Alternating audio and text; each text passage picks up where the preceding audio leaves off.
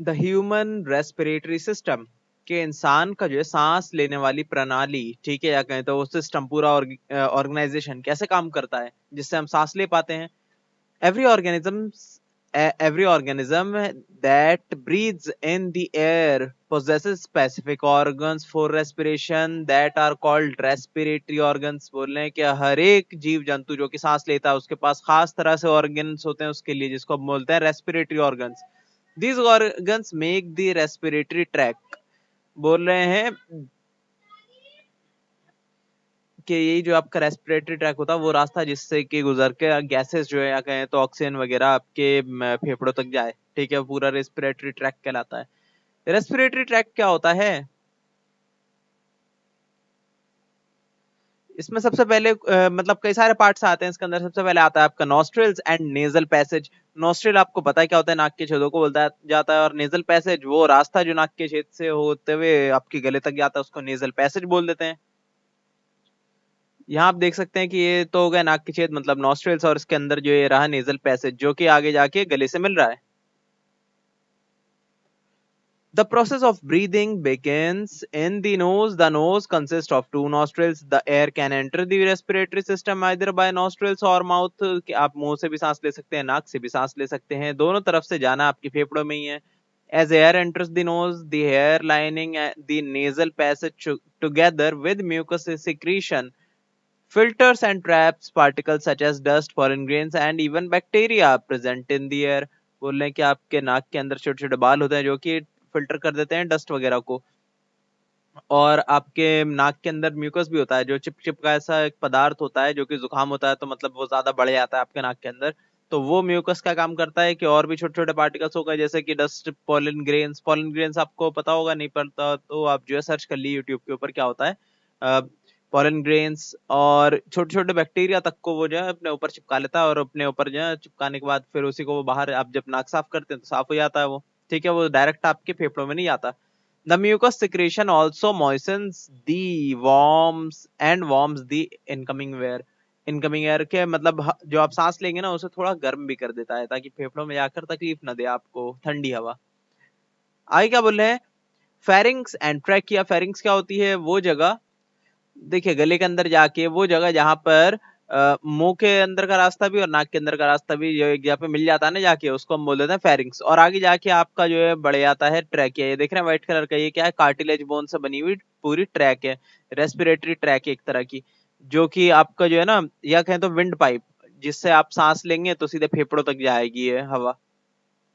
तो ये कहलाता है आपका ट्रैकिया, ठीक है। असल में होता क्या है, आपको नाक से या मुंह से, दोनों से जो है एक ही रास्ता होता है ये फेरिंग्स तक। अब फेरिंग्स के बाद जो है अगर हवा होती है तो ये सर विंड पाइप से चले आती है आपके फेफड़ों में, और अगर खाना आप खा रहे हैं तो खाना कहाँ जाएगा? मुंह के जरिए सीधे यहाँ से फूड पाइप से, या कहें तो ईसोफेगस से आपके पेट में। इस तरीके का होता है थोड़ा सा स्ट्रक्चर हमारे मुंह के अंदर का। आगे क्या बोल रहे हैं? The nasal passage opens into the pharynx. It is the common passage for air and food.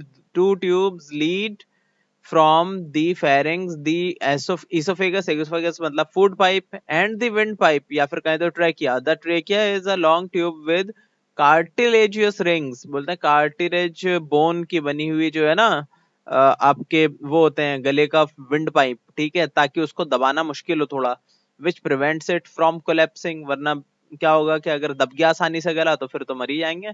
आगे वो क्या बोल रहे हैं? Bronchi and bronchioles. ब्रोंकाई और ब्रोंक्यूल्स क्या होते हैं? देखिए दो फेफड़े होते हैं, हमें पता है, ये रहा आपका ट्रेकिया। ट्रेकिया दोनों फेफड़ों में जो है आपको सांसों को पहुंचा देता है, ठीक है। अब वहां से जो है जाते हैं, जैसे एक होता है ना पेड़, पेड़ की जो टहनियां होती है वैसे टहनियां होती हैं, हर एक टहनी को बोल दिया गया है तो देखिए इसको बोलते हैं ब्रोंकाई। ये जो बड़ी सी ट्यूब है ना, इस बड़ी ट्यूब को बोल देते हैं, ये पूरा स्ट्रक्चर को ही बोल देंगे ब्रोंकाई, ठीक है। दो ब्रोंकाई होते हैं, मतलब कि दो ब्रोंकस होते हैं, ठीक है, दोनों को साथ बोलेंगे तो ब्रोंकाई। एक सिंगल को बोलते हैं ब्रोंकस और प्लूरल को बोलते हैं ब्रोंकाई, ठीक है। तो दोनों को बोल देते हैं हम साथ में ब्रोंकाई। तो ये आपका अगर ब्रोंकस है एक पूरा का पूरा, ठीक है, तो उसके अंदर जो बिल्कुल एंड वाले पार्ट्स होते हैं ना, जैसे होता है एक पूरा पेड़ है तो पेड़ को कह देंगे आप ब्रोंकस, या कहें तो ब्रोंकाई दो है तो।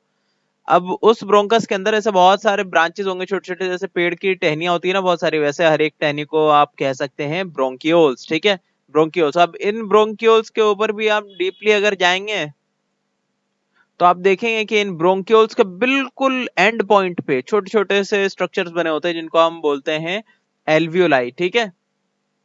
तो ये एल्वियोलाई ही होते हैं जिसके अंदर से गैसेस का एक्सचेंज होता है, कार्बन डाइऑक्साइड सोख लेता है और भेज देता है वापस विंड पाइप से मुंह की तरफ के बाहर निकल जाए, और ऑक्सीजन को अपने अंदर से छोड़ देता है फेफड़ों में, और फेफड़ों से जो है गुजरते हुए सीधे खून के रास्ते पहुंच जाते हैं हमारे हर एक सेल तक, क्योंकि ऑक्सीजन की जरूरत होती है सेल को।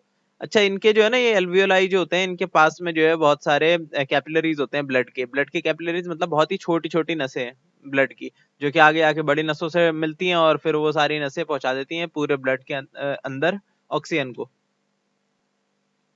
क्या बोल रहे हैं, देखिए, the trachea divides into two branches called the bronchi. Each bronchus leads to a lung. The bronchi divides into smaller and smaller branches called bronchioles. The bronchioles terminate in fold sacs like structure called alveoli. क्या आपका bronchioles bronchi के अंदर जो छोटे छोटे जो उनके branches हैं उनको बोल देते हैं हम ब्रोंक्यूल्स, उनके जो बिल्कुल एंड पॉइंट पे होता है एक स्ट्रक्चर, ठीक है, जिसको हम बोलते हैं एल्वियोलाई। इतना आप समझ गए। Exchange of oxygen and carbon dioxide take place in alveoli. Each lung of an adult contains about 300 to 400 million alveoli. लगभग 300-400 मिलियन एल्वियोलाई होता है, और 1 मिलियन आपको पता है 10 lakh. Each alveolus has a very thin wall. अच्छा, एल्वियोलस कुछ भी नहीं, एल्वियोलाई का सिंगुलर एल्वियोलस बोल देते हैं। एक होगा तो एल्वियोलस, बहुत सारे होंगे तो एल्वियोलाई, तो सारे हैं ना, तभी तो एल्वियोलाई बोला गया है। Has a very thin wall and is richly supplied with blood capillaries, के blood capillaries के पास ही होते हैं आपके एल्वियोलाई, ताकि इसके अंदर से निकले ऑक्सीजन और सीधे पकड़ ले ब्लड, और ब्लड छोड़े अपने अंदर से कार्बन डाइऑक्साइड और सीधे पकड़ ले ये एल्वियोलाई। आगे बोल रहे हैं रेस्पिरेटरी ऑर्गन्स। रेस्पिरेटरी ऑर्गन्स में सबसे पहले है आपका लंग्स, मतलब फेफड़े आपके। The lungs are spongy organs which occupy an airtight space within the rib cage। बोल रहे हैं कि रिब केज के अंदर होता है। रिब केज कुछ नहीं, पसलियां होती है ना हमारी, पूरा एक केज टाइप का बना लेती है हमारे बॉडी के इर्द गिर्द, ताकि जो है अंदर के इंपॉर्टेंट ऑर्गन्स जो है, जैसा हार्ट हो गया, फेफड़े हो गए, ये सब, और पेनक्रियाज, लिवर, ये सबको प्रोटेक्टेड रख सकते हैं, वरना वो सब अगर गए तो फिर इंसान भी गया। आगे बोल रहे हैं within the rib cage called thorax.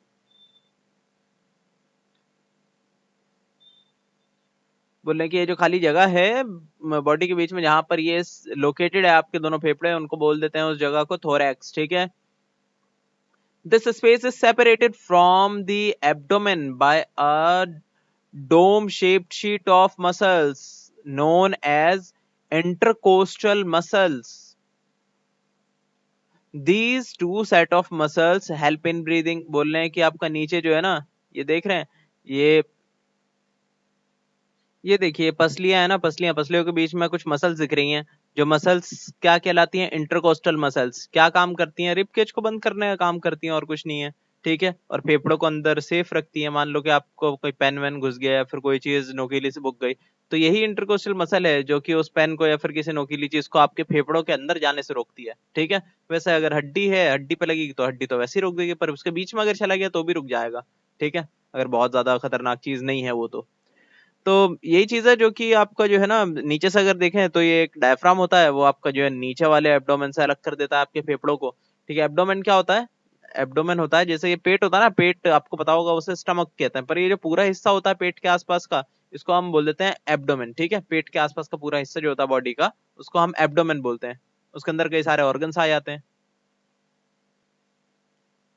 और हम देखते हैं कि जब हम सांस ले रहे होते हैं तो ये इंटरकोस्टल मसल्स जो है फैल रहे होते हैं, सिकुड़ रहे होते हैं, ताकि हमारे जो है ना सीना थोड़ा बाहर आए, फिर अंदर जाए, बाहर आए, अंदर जाए। उसके लिए सबसे बड़ा काम इसमें क्या कर रहा होता है, ये डायफ्राम कर रहा होता है। डायफ्राम भी सिकुड़ता है और फैलता है, जिसकी वजह से जो है ना ये आपके फेफड़े दबते हैं और फिर फैलते हैं।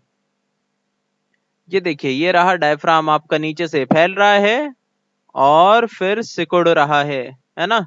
नीचे से पूरी प्लेट होती है। देखिए यहाँ पे और अच्छे समझ में आ रहा है कि ये रहा आपका डायफ्राम, नीचे एक प्लेट है ना। ये कैसा है, एक तरह से डोम के शेप का एक शेप है, कर्व्ड शेप है, जो कि फैल रहा है और उसके बाद सिकुड़ रहा है।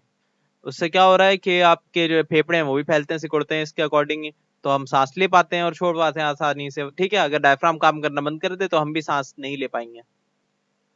तो यहाँ पे आप देख सकते हैं ये है नेजल कैविटी, मतलब नाक का हिस्सा, जिससे कि सांस अंदर जाती है ट्रेकिया से होते हुए सीधे फेफड़ों में, फेफड़ों से होते हुए सीधे जो है ये एल्वियोलाई है दो, वो एल्वियोलाई कह रहा हूँ,